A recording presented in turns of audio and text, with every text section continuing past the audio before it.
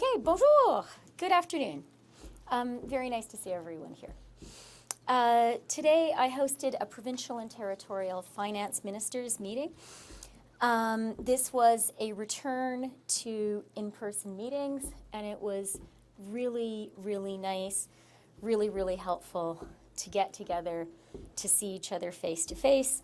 We had supper together last night, and then a very good, rich, wide-ranging conversation today, working together on key priorities for Canadians. We are a group of ministers from every major political party in Canada, and of course, we do not always agree on everything. But we all know that we are most successful when we can work together to serve Canadians.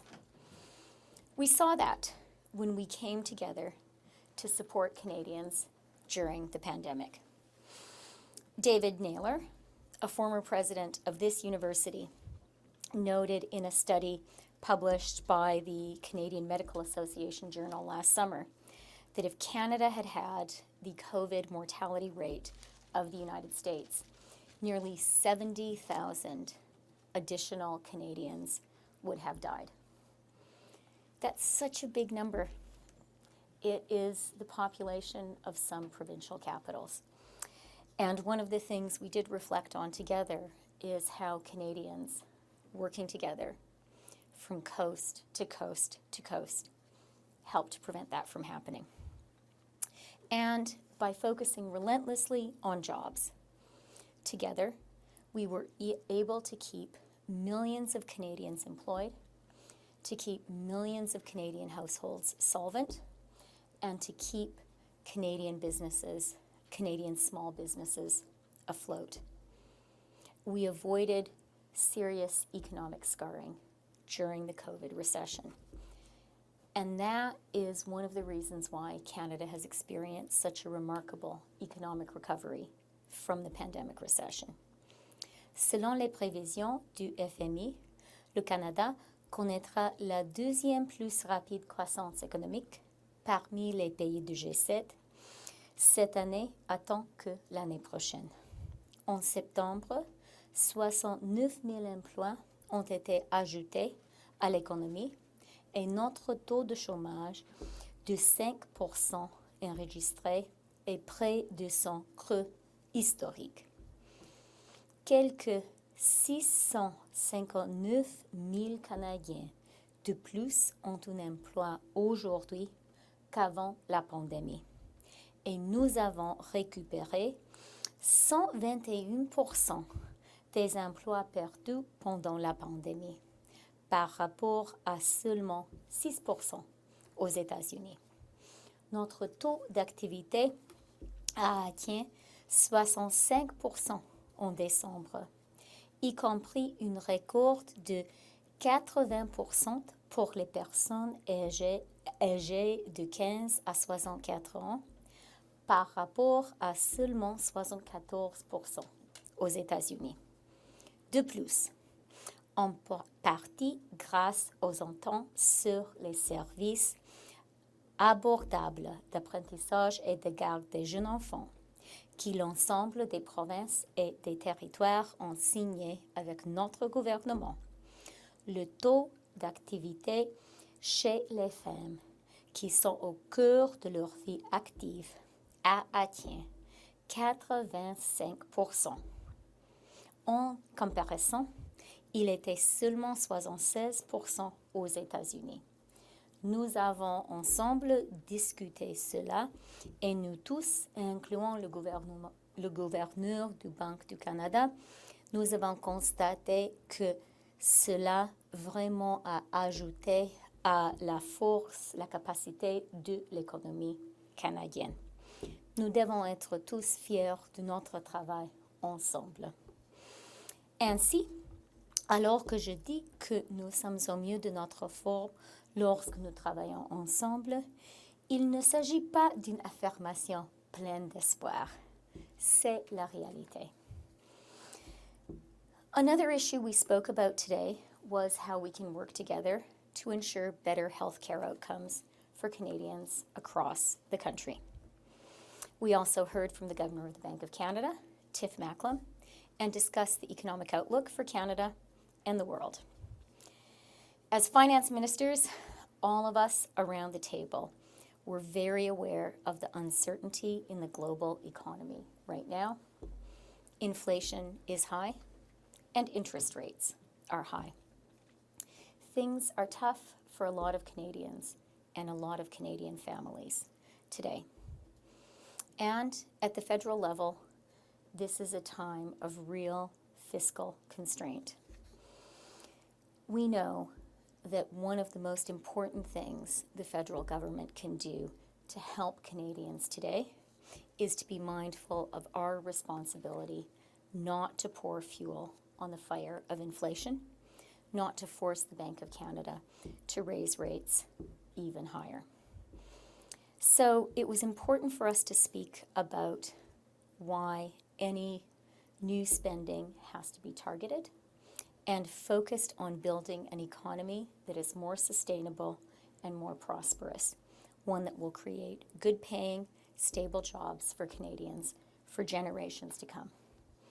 The global net zero transition is the most significant economic transformation since the Industrial Revolution. And today, our democratic partners around the world are seeking to shift their economic dependency away from dictatorships and towards democracies like our own, what Secretary Yellen has called friendshoring. We need the provinces and territories to chip in and work with the federal government in our response to the Inflation Reduction Act. We need to work together to build Canada's 21st century economy. This is a huge economic opportunity, and it is the challenge of today. We need to rise to this moment for Canada and for Canadians. We have the chance to create prosperity, good jobs, and more vibrant communities for generations to come. This is a truly historic, once-in-a-generation economic moment, and it will take a Team Canada effort to seize it. So I was very glad to spend time today with my fellow finance ministers.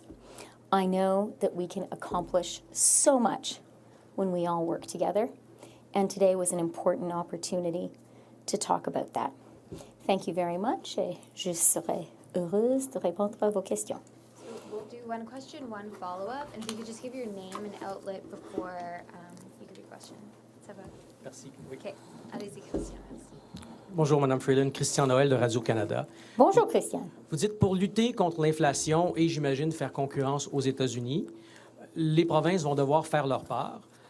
Deux questions. Un, qu'est-ce que vous voulez que les provinces fassent pour faire leur part? Et deux, qu'est-ce que vous allez faire dans le budget?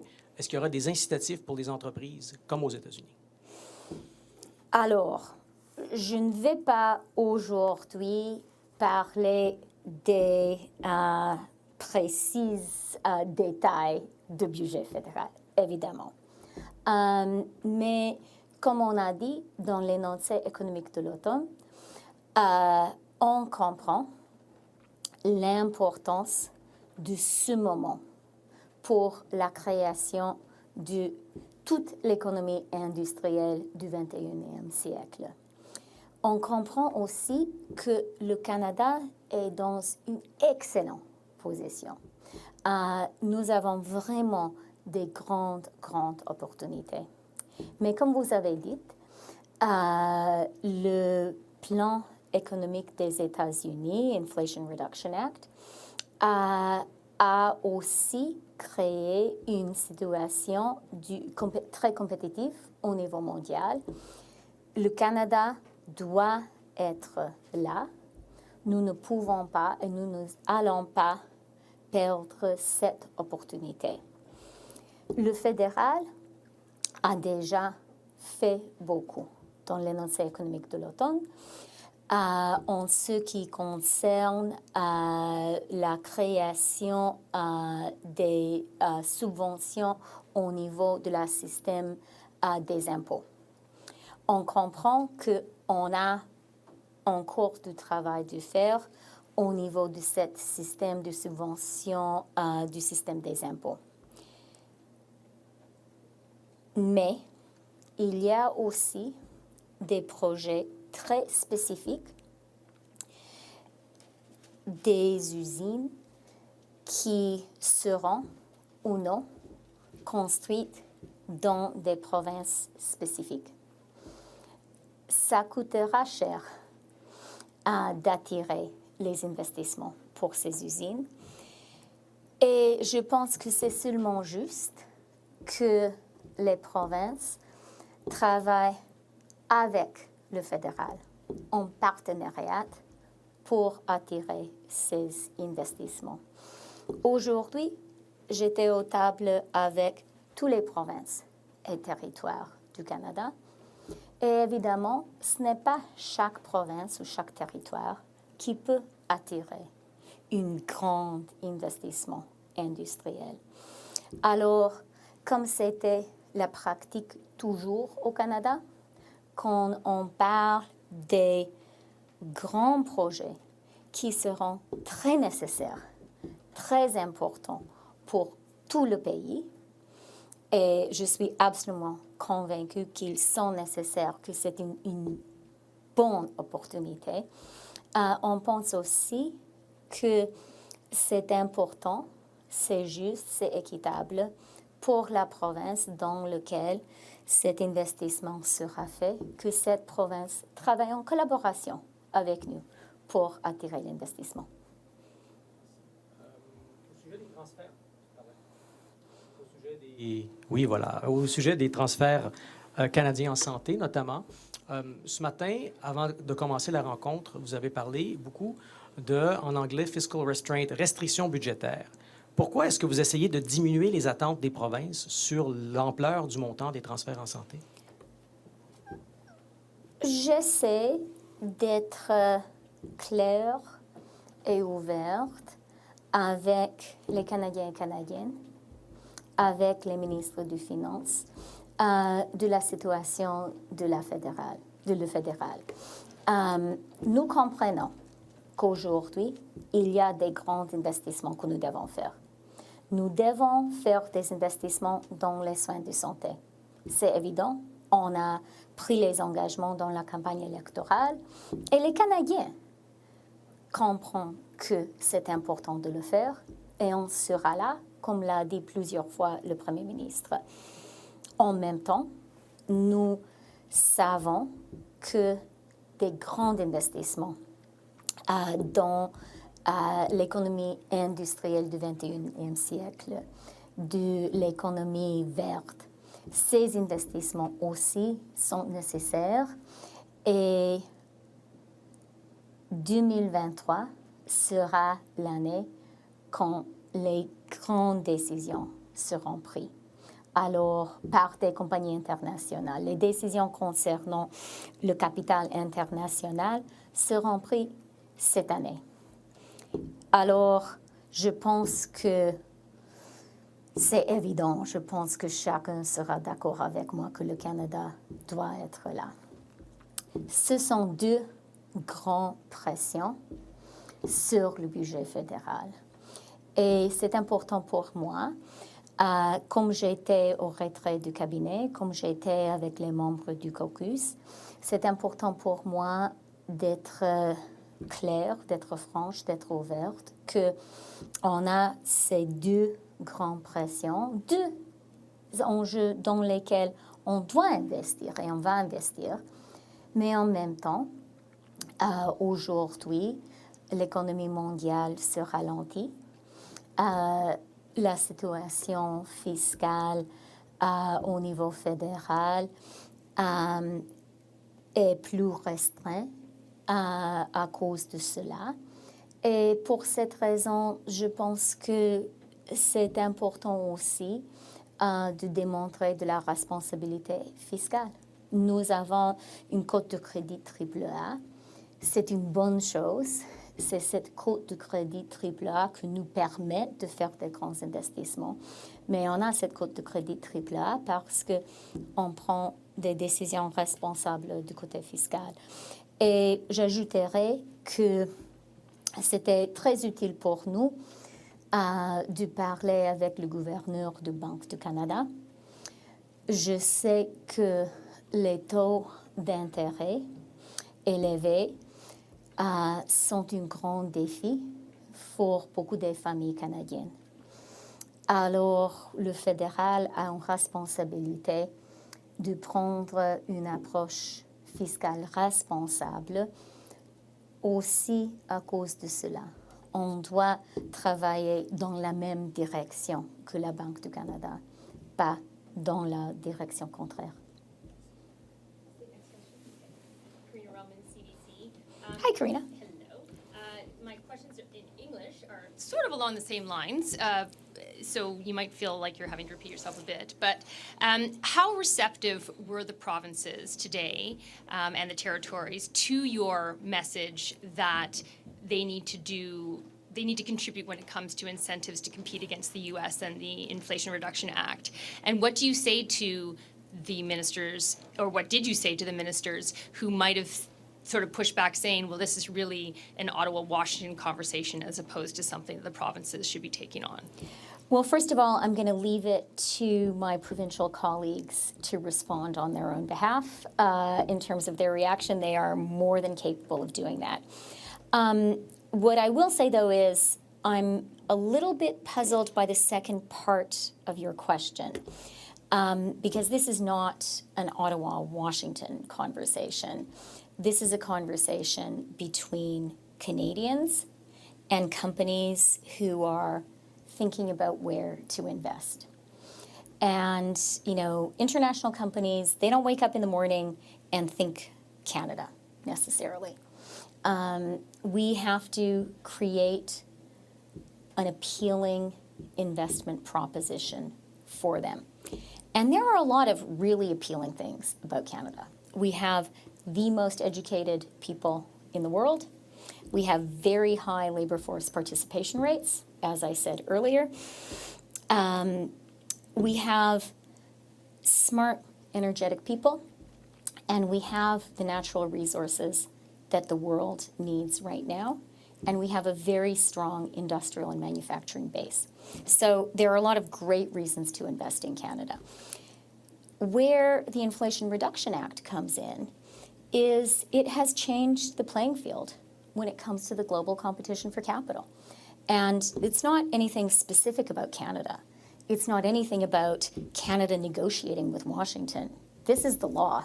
Congress has passed it. And it's created a new situation for Canada, for all the countries in the world. I'm sure, Karina, that you're very familiar with the very active debates happening in the European Union right now about how the EU can create equally appealing investment conditions given the Inflation Reduction Act. So Canada needs to be in the game as well. And we have done a lot in that space. And as I said in the fall economic statement, we recognize that we need to do more. The federal government has already put in place very powerful tax incentives that apply across the board to attract new capital.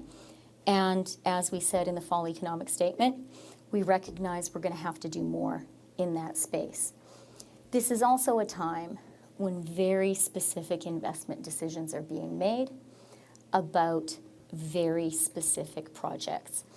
And I really I cannot emphasize too strongly how much I believe that we need to seize the moment and build the clean economy of the 21st century.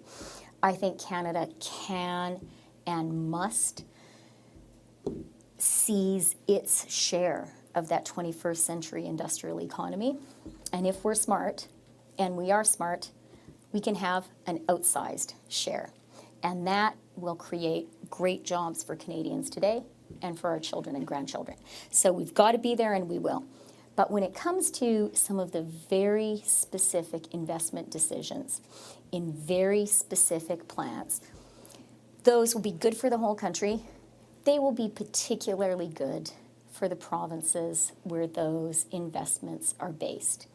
And as has been the practice, in Canada for decades.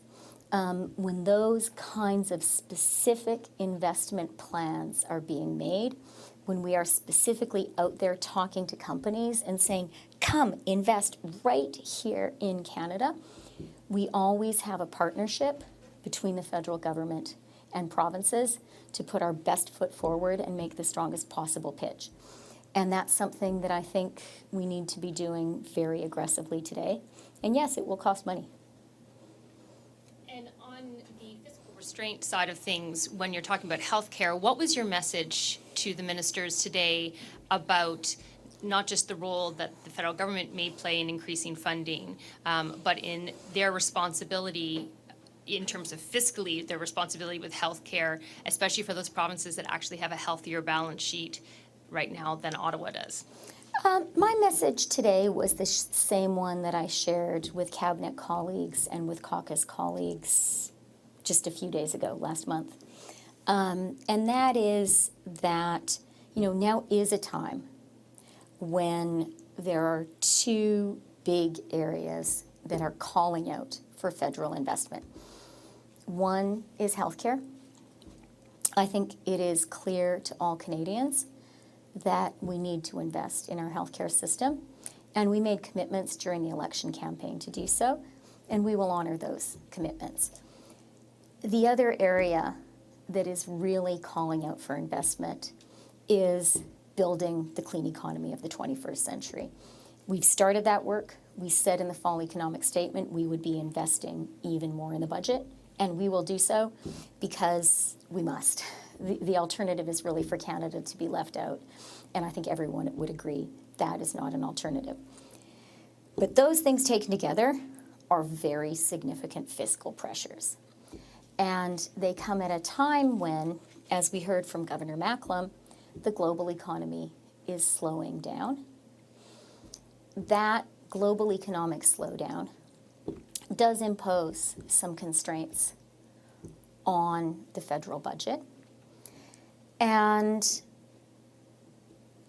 the high interest rate environment, which Governor Macklem also discussed with us, imposes a further constraint, because I certainly am hearing from my constituents of the real pressure that high interest rates are imposing on Canadian families. And it really is my responsibility, the federal government's responsibility, not to do anything that pours fuel on the flames of inflation and forces the Bank of Canada's hand. So when you take those two things together, an environment of high inflation and high interest rates and a slowing economy, that is a constrained fiscal environment. And it means that we do need to behave with real fiscal responsibility, even as we need to make these two big investments. And it was important for me to be candid with provincial and territorial finance ministers about that reality. And also to point out that the federal balance sheet bears overwhelmingly the greatest share of the cost of fighting the COVID pandemic and the COVID recession. The federal government was there for Canadians when they needed us to be there. What we did made a really, really big difference. But it cost a lot of money. 8 out of every $10 spent during the pandemic were spent by the federal government. Prime Minister, Laura Stone, Globe and Mail. Back to the healthcare meeting next week. Did you present any specifics of what your government is prepared to offer to the premiers? And can you just give us a sense, how close are you on the numbers? Do you think it's feasible to get to $27 billion increase and a 5% increase thereafter? Can you give us a sense of whether this is at all possible for your government? I did not present anything specific. We're all going to leave that to the Prime Minister and First Ministers. Okay, can you just answer though whether you think it's feasible for your government to spend the kind of money that the premiers have long been asking for? It's very public what they have been demanding, and keep reiterating it. So is this going to happen or not? Well, as I said, I didn't present anything specific to the provincial and territorial finance ministers, and I do not intend to present anything specific to Canadians right now. I did think it was useful for me to be open and transparent about the fiscal constraints that the federal government does face and the other very big investment pressure in building a clean economy for the 21st century, which is something that I think the provinces and territories have as great an interest as the federal government does in getting done. So it was important to share that. And then, look, the final thing that I will say about healthcare, where I think everyone around the table agreed, because ultimately we represent the same Canadians, is what I think Canadians really care about is having access to a great, publicly funded, universally accessible healthcare system from coast to coast to coast. So that really, that outcome, those results, I think is what we all need to be focused on, because I think that's what matters to Canadians. Prime Minister, James Munson with Bloomberg Tax. I'm just wondering, could you describe at all just how much more Canada needs to do in terms of attracting that clean tech capital, given the US IRA and given the EU already has its proposal, given the fiscal constraints? How much can Canada actually compete to attract these investments? Look, I think we have to do whatever it takes, but not more. And that is something that we are working on very, very intensively right now. That's why it was an issue that I did raise with the provincial and territorial finance ministers, because I think it needs to be a team effort. We are aware that Canada has a different system, a different set of incentives currently in place, and of regulations currently in place, and a price on pollution. So what Canada does will be a made in Canada plan. But we also really recognize that there is a global race on right now. The starting gun has been fired to build the clean economy of the 21st century. And, I can't emphasize too strongly how important I think this year is, 2023, when it comes to attracting that capital. And what is really positive, I think, is once you attract the capital, once you get those big investments, these are really long-term projects. Once they're here, they're going to be here for the long term with the jobs, with the technology, with the supply chains that they bring. And in terms of trying to get the provinces and territories on board, is what happened today that you just mentioned that this is a major priority and you want to hear their ideas over the next few months ahead of the budget? Or did you put forward specific ideas and you're wondering, is this going to be an issue for them? How is the next period looking like in terms of getting intergovernmental cooperation? Yeah, I would say both of those things. I think, and I don't also want to leave anyone with the impression that this conversation started today. We have been working closely with provinces and territories both on specific investments and on our clean economy strategy overall for years. And in fact, working on investment attraction for the federal government and provincial governments to do that work together is something Canada has done forever. It's how we do things.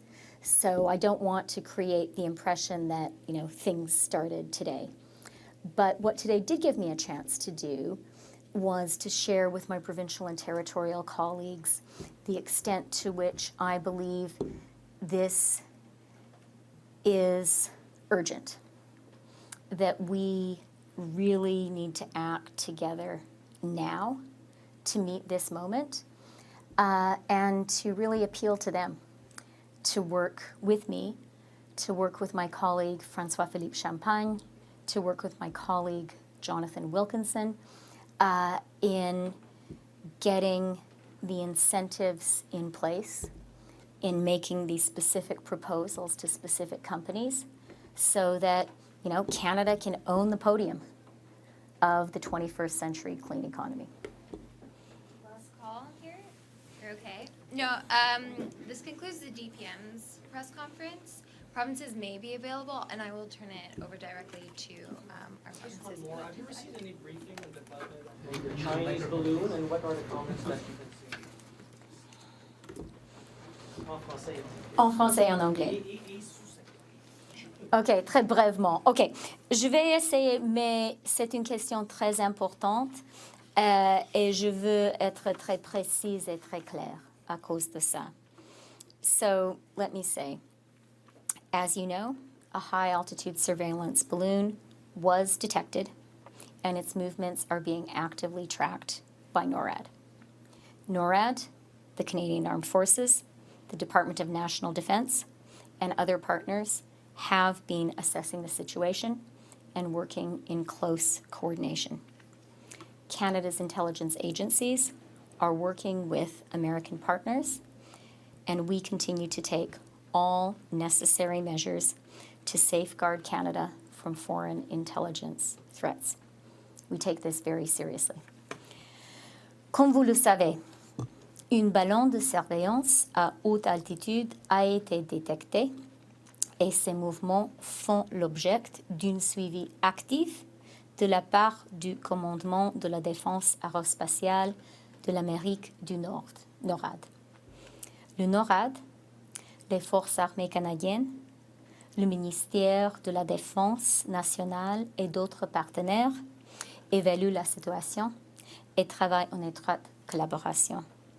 Les organismes du renseignement du Canada collaborent avec leurs partenaires américains et continuent de prendre toutes les mesures nécessaires pour protéger l'information d'une nature délicate du Canada contre les menaces du service du renseignement étranger.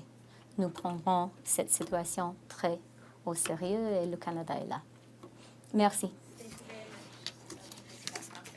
Okay, and I see my friend and counterpart, Minister Bethlenfalvy, is here. And as just maybe a tidbit for people here, the apartment that Peter stays in when he's in Toronto at Queen's Park is in my riding. So in some ways, he's almost a constituent. That's why I have to be extra nice to him. Merci beaucoup. Bonne fin de semaine.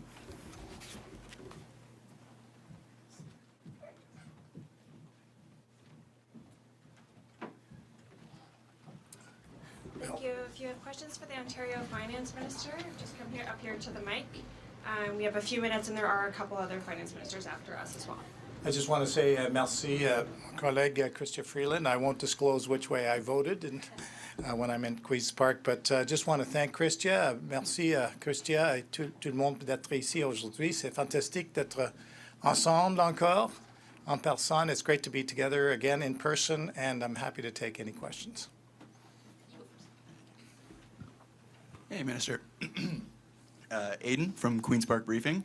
On the health transfers, like, what is the unique objective that Ontario has going into these negotiations? Like, what's the specific thing you kind of want to get out of it? Get it done. Get it done. I mean, we asked 2 years ago for this meeting. I'm really thrilled that the meeting of the Premiers and Prime Minister is happening on Tuesday.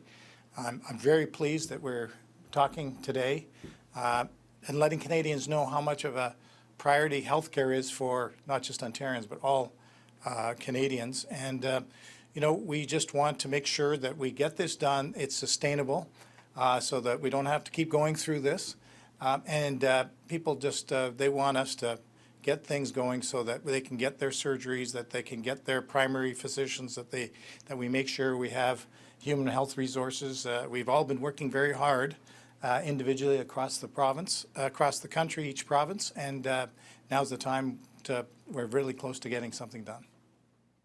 The Premier's been very open about his willingness to engage in bilateral talks, potentially have strings attached. Why? Why are you so open about it?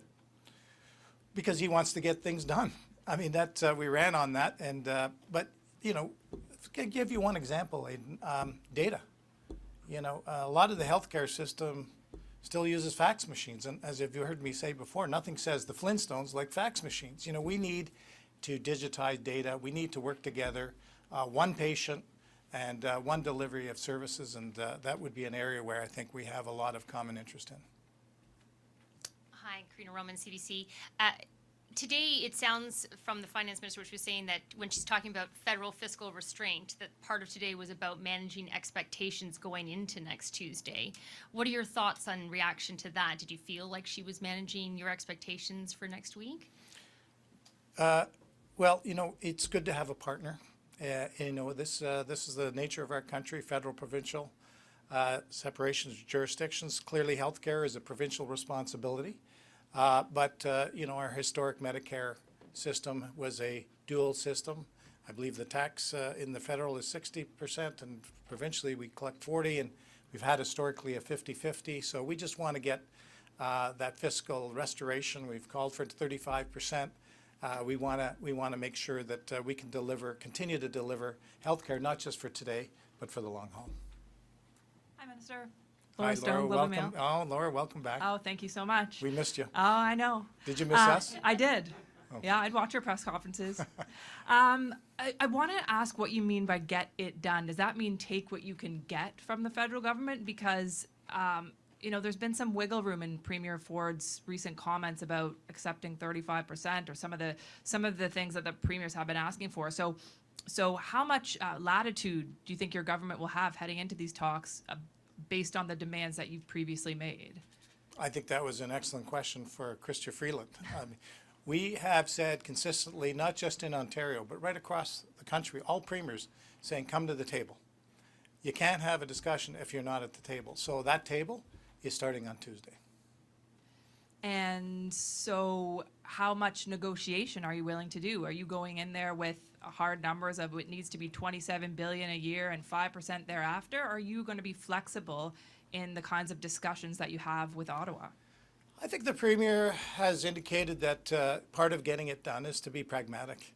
And again, I come back to, you know, people we've just accelerated surgeries through the independent health facilities so people can get their hips and knees and cataracts done quicker. We just announced yesterday more money for primary care so that we have care closer to the community. We've just announced more medical seats in the education system. We're building a record amount of hospitals in this province, $40 billion of capital. We're hiring nurses and personal support workers. So all these things come together.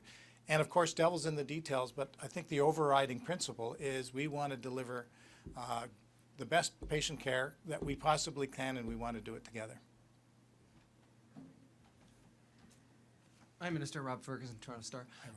The stuff that you've been doing, the reforms the last few months that were put out in that book on Thursday, with that book and talking about things, are you trying to convince the federal government that you actually are already on the road and using that as a lever to try to get the money or more money? I don't think there's any convincing required. I mean, you guys report on it.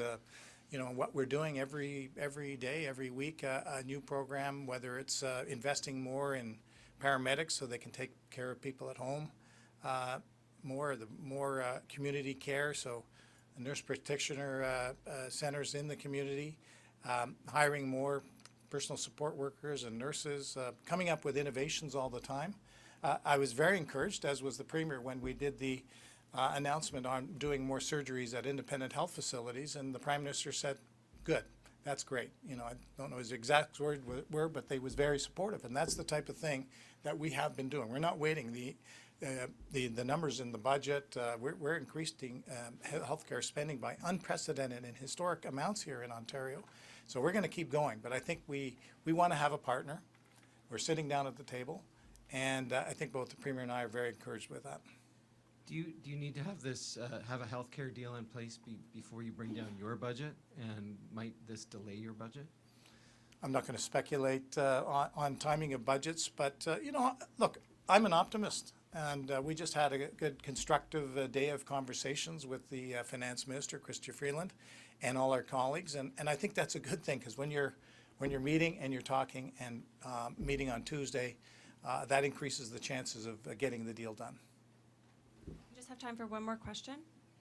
Hi, Minister. James Munson with Bloomberg Tax. I was just wondering what your reaction is to Minister Freeland asking the provinces and territories to come on board in terms of attracting global capital for clean tech.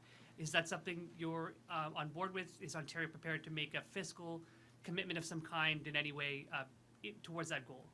Well, first off, I'd say that we have been working together with the federal government successfully to attract capital into Ontario and put capital in place for things like auto manufacturers, or things like converting Dofasco steel plant from coal to electricity, Algoma up in Sault Ste. Marie from coal to electricity, co-investing in a small modular reactor in Darlington. These are capital investments. We've done it. We've been there.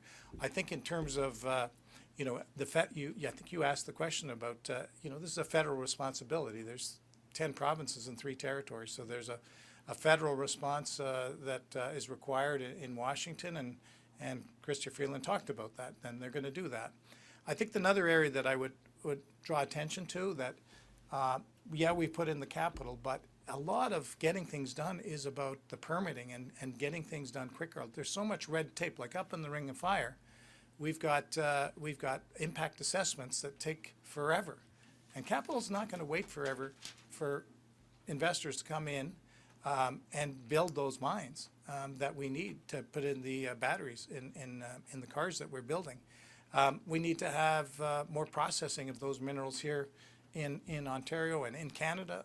We all talked about that, and also the infrastructure to get there. So these are things that we've already committed to, and I'm encouraged that we have a federal partner who also wants to cut red tape and get things done so that we can deliver those critical minerals for the people and the jobs up in the north, for example.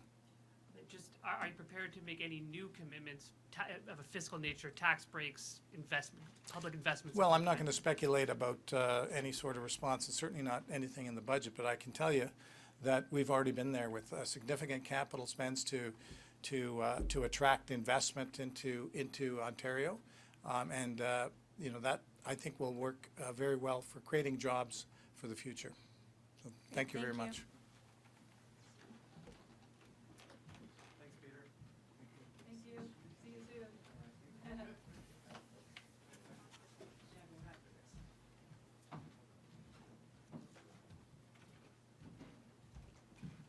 Bonjour. Ministre Girard a le temps pour quelques questions, donc on va y aller rondement. Si vous Juste voulez. une petite phrase Oui, pour allez-y. commencer.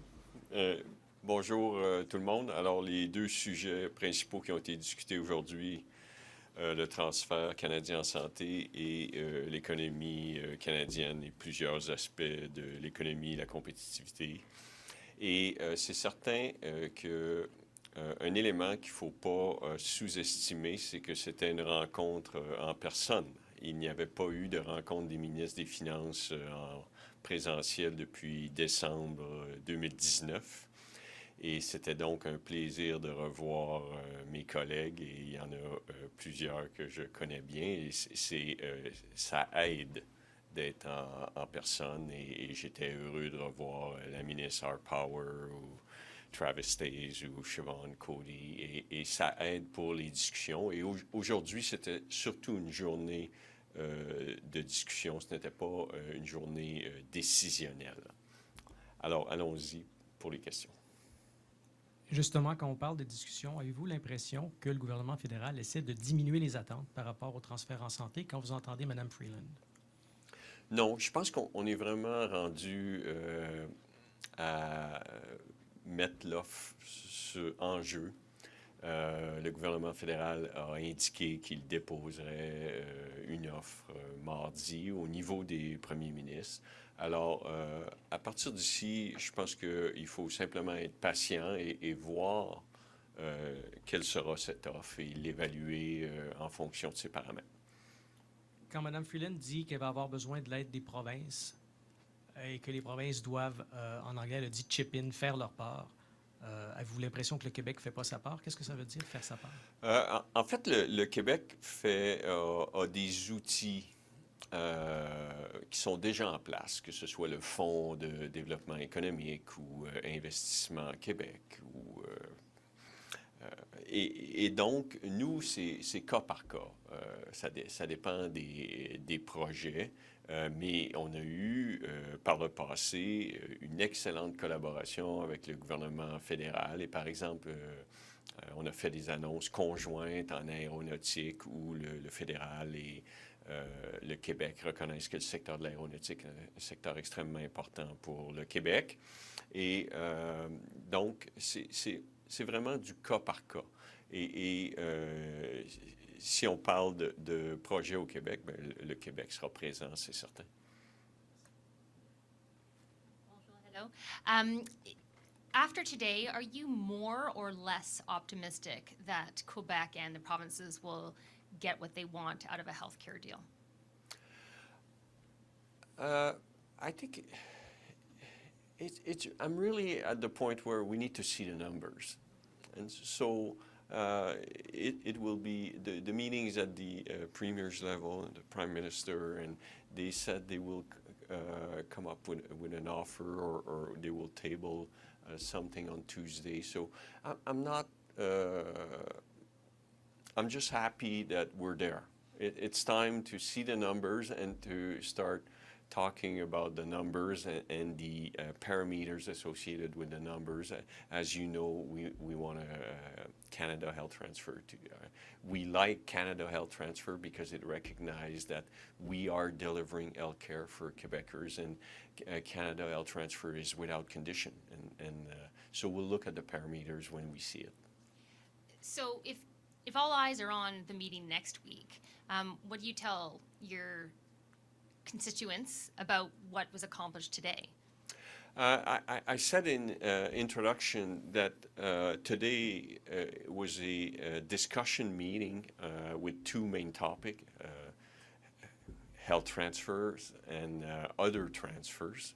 As you know, there are other transfers, and the economy. And today was the first meeting in presence for the Finance Minister since December 2019. So a lot of what was accomplished yesterday and today was to, again, build bridges, get to know each other. And so when we will need to work together in the future, it's really helpful to know each other and to understand where we're coming from. And I was really happy to see, this will be my 5th budget. I know quite a few of the finance minister, whether it's Donna Harpower, Travis Toews, Siobhan Cody, and it's helpful to be in presence. And after 2 years and a half, it was time. It's actually 3 years. Thanks for taking our questions en anglais as well. It's Laura Stone from the Globe and Mail. I just wanted to first get you to clarify some comments you made this morning to Radio-Canada about the 5%. Yeah. What exactly, are you looking for it to go from 3 to 5% or 5% on top of a 3% annual increase? What exactly is Quebec asking for?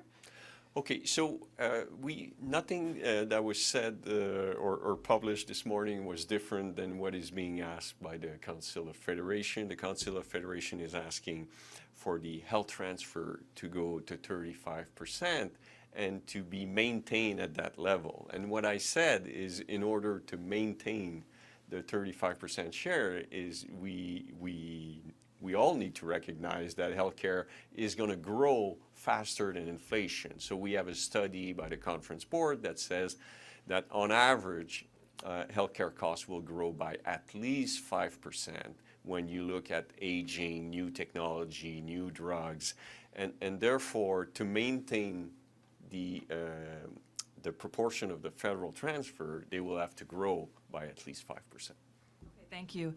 And can you just tell us how flexible Quebec will be in these negotiations? We heard the Ontario Finance Minister talk about Premier Doug Ford as being pragmatic, and we've heard them talk about some give and take in negotiations for an agreement. Is Quebec prepared to walk away if you don't get exactly what you're asking for? Oh, you're asking how we will react once we see, we'll have to see. We need to see the offer, but I think we've already made a significant contribution. We've said, the Premier, the Health Minister have said that they were prepared to share data, and that we are now producing a lot of data, and that was praised by Prime Minister Justin Trudeau, that Quebec has made a lot of headways in terms of publishing real-time data on the status of healthcare services. And what we've contributed that is different from in the past is, in the past we would say we will publish these data publicly, and so we report to Quebecers, and they will be there for all to be seen. Now, we've said that we will listen to what the data what data would be important for them, and if it's important for them, it's probably important for us, and we would look if we were going to publish these data or whether there is additional value. So we've already committed to improving our data set, publishing it, making it available, and so that's what we've said we would contribute in addition for the to make the deal happen. Okay. What about the firm funding numbers, though, that you're asking for that are very specific? Is there any wiggle room on those? The ask has been there for 3 years. Now it's time to see the offer. Bonjour, Monsieur le Ministre. Bonjour. James Munson avec Bloomberg Tax. Je veux juste savoir si vous avez une réaction aux demandes du ministre Freeland sur son demande pour de l'aide des provinces et des territoires en attirant le capital et les investissements pour le développement durable. Est-ce que le Québec est préparé à faire des crédits d'impôt, ces genres d'investissements pour avoir une compétition avec les États-Unis?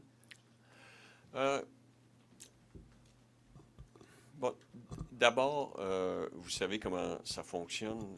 Et il n'y a jamais d'annonce fiscale en dehors d'un budget ou d'un énoncé budgétaire. Alors, je ne donnerai pas notre stratégie fiscale.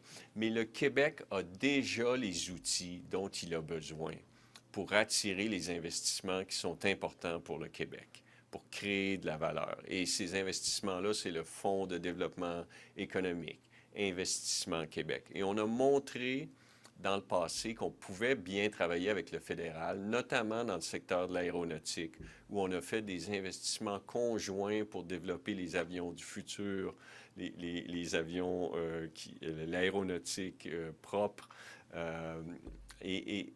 Bref, je vous dirais que ce serait une approche projet par projet plutôt que des mesures fiscales. Alors, vous n'avez pas le sentiment que c'est vraiment réagir aux États-Unis en ce qui concerne les subventions pour le développement durable, c'est pas votre réaction, c'est pas une juridiction fédérale. C'est un sujet sur lequel le Québec est intéressé à travailler là-dessus. Bien, en fait, ce qui se passe, c'est que les États-Unis ont changé le niveau d'aide qu'eux vont fournir. Et en anglais, vous avez une expression, le level playing field. Les États-Unis ont augmenté le niveau d'aide qu'eux vont fournir dans cette industrie. Et tous les pays se demandent comment ils vont réagir à cela. Je pense qu'il n'y a pas une journée sans un article sur ce sujet dans le Financial Times. Et tous les pays se posent cette question. Dans notre cas, au Québec, c'est projet par projet. Et on a les outils pour intervenir. Et on a 5 secteurs stratégiques au Québec. Et s'il y a des projets qui sont intéressants pour le Québec, on va être là pour s'assurer que le Québec a sa part. Mais je ne pense pas qu'il y aura de programme général d'aide. Merci beaucoup. Merci beaucoup, c'était un plaisir. Merci.